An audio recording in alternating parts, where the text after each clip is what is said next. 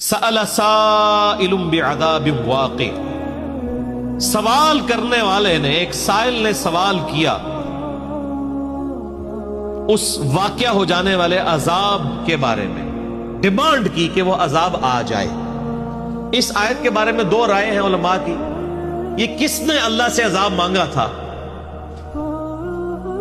یا تو یہ مانگنے والا شخص کوئی کافر ہے، جو کافر اکثر کہتے تھے کہ اے نبی ہمیں تم دھمکیاں دیتے ہو، بتاؤ قیامت کا دن کب آئے گا، عذاب کب آئے گا، ہم نے پیغمبروں کا انکار کیا، تم ہمیں سناتے ہو کہ جب رسولوں کا انکار کیا جاتا ہے تو اللہ کا عذاب آ جاتا ہے، ہم بھی تو اتنے عرصے سے تمہیں انکار کر رہے ہیں، اللہ کا عذاب ہم پہ تو کوئی نہیں آیا۔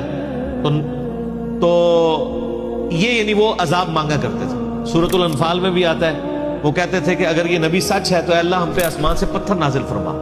پتھر کوئی نازل نہیں ہوتے تھے، وہ کہتے تھے دیکھو یہ اگر سچا ہوتا تو پتھر آ جاتے۔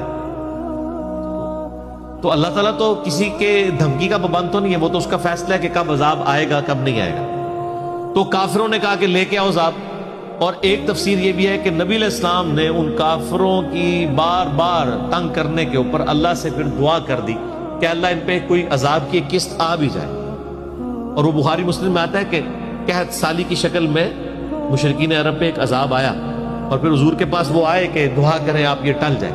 چھوٹے موٹے عذابات کا سلسلہ بھی شروع ہوا، لیکن وہ بڑا عذاب للکافرین لیس لہ دافع، وہ تیار کر رکھا ہے اللہ نے انکار کرنے والوں کے لیے جسے کوئی ٹالے گا نہیں۔ وہ انکار کرنے والا چاہے مسلمان ہو چاہے کافر ہو۔ من اللہ ذی المعارج، یہ اللہ کی طرف سے ہے جو عروج کے زینوں کا مالک ہے، یعنی یہ بلندی کا مالک اللہ ہے۔